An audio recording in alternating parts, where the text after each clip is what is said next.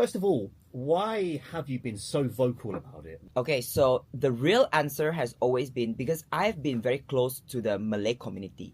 I will be very honest. Before all this happened, I didn't know much about what's going on in Palestine. We always have this individualistic principle like, well, it doesn't affect me, so I don't really care. Yeah, right? For sure. But once you are in this community where the Malay community essentially embraces me, and I see them talking about this thing that's so close to them, and I started seeing stories of what's really going on the other side, and I'm like, yo, you're doing too much. How can y'all keep doing this to Palestine and y'all keep getting away with it? And it doesn't sit well with me, especially when you see people who are, there's one side that is clearly crying for help, and there's another side that is like making TikTok, dancing, cheering, basically just celebrating. Like, why are you celebrating? You're on almost all social medias, right? TikTok and Instagram. And I'm everywhere. You're everywhere, right? So did you feel like a sense of responsibility, I guess, that you felt like you had to say something about it? You had to get the message out there? Back then, I was very vocal on X, Twitter. Yes. And somehow, there are some people who thought that I don't talk about it at all because they are not on Really? X. Because the thing is that, right, the things that I see mostly, my source of information are mostly on Twitter. And then some people thought that I don't see you talk about it on TikTok.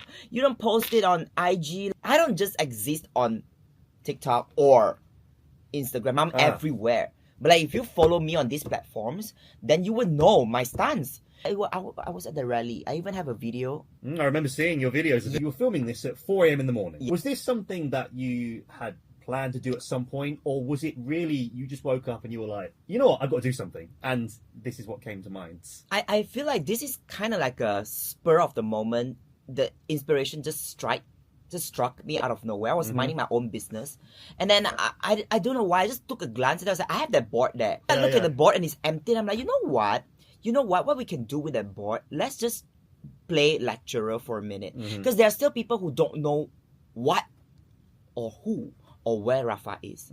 Yeah, like you said, who there, that was a bit of an issue recently, wasn't it? Yeah, but I have to clarify, I did not do that with anyone in particular in mind. It was more of like since a lot of you still don't know what is All Eyes on Rafa, let's talk about it. And if you're a celebrity and public figure and you really do not know what to do with your platform, this is your chance, okay? Yes, you might be sponsored with really luxurious items. You want to be the it boy or it girl because of certain brands. Those are things that you can't bring with you forever, but your integrity will last forever. Awesome. So do the right thing. Well said. Yeah, I'm so proud of Fly FM, to be honest, to be speaking up to take a stand. Yeah.